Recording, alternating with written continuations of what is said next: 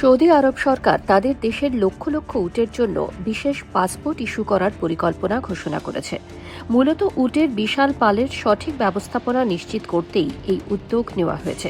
Saudi আরবের পরিবেশ, জল ও কৃষি মন্ত্রণালয় জানিয়েছে, এই উদ্যোগ উট পালন খাতে উৎপাদনশীলতা ও দক্ষতা বৃদ্ধি এবং উট সম্পর্কিত একটি নির্ভরযোগ্য তথ্য ভাণ্ডার তৈরিতে সাহায্য করবে। সম্প্রতি মন্ত্রণালয়ের পক্ষ থেকে সোশ্যাল মিডিয়ায় পাসপোর্টের একটি ছবি প্রকাশ করা হয়। সেখানে দেখা যায় একটি সবুজ রঙের উটের পাসপোর্টে সৌদি আরবের জাতীয় প্রতীক এবং একটি সোনালী উটের ছবি খোদাই করা রয়েছে।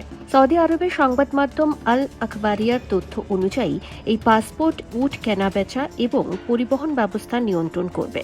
এটি মালিকানা নিশ্চিত করার পাশাপাশি মালিকদের অধিকার রক্ষা করবে। উট ব্যবসার যাবতীয় লেনদেনকে দাপ্তরিক নথির আওতায় নিয়ে আসবে। 2024 সালে সরকারি হিসেব অনুযায়ী সৌদি আরবে উটের সংখ্যা প্রায় 22 লক্ষ। আরব উপদ্বীপে উট দীর্ঘকাল ধরে পরিবহনের অন্যতম প্রধান মাধ্যম হিসেবে ব্যবহৃত হয়ে আসছে। উট কেবল যাতায়াতের মাধ্যম নয়, বরং এটি মালিকের আভিজাত্যের প্রতীক। বর্তমানে সৌদি আরবে একটি অত্যন্ত লাভজনক ব্যবসায় পরিণত হয়েছে। সৌদি আরবে প্রতি বছর উটের বিশাল উৎসব এবং সৌন্দর্য প্রতিযোগিতার আয়োজন করা হয়। সেখানে উটপ্রেমীরা তাদের প্রিয় উটের পেছনে লক্ষ ডলার খরচ করেন। তবে এই প্রতিযোগিতায় জেতার জন্য অনেক সময় অসাধু উপায় অবলম্বন করা হয়।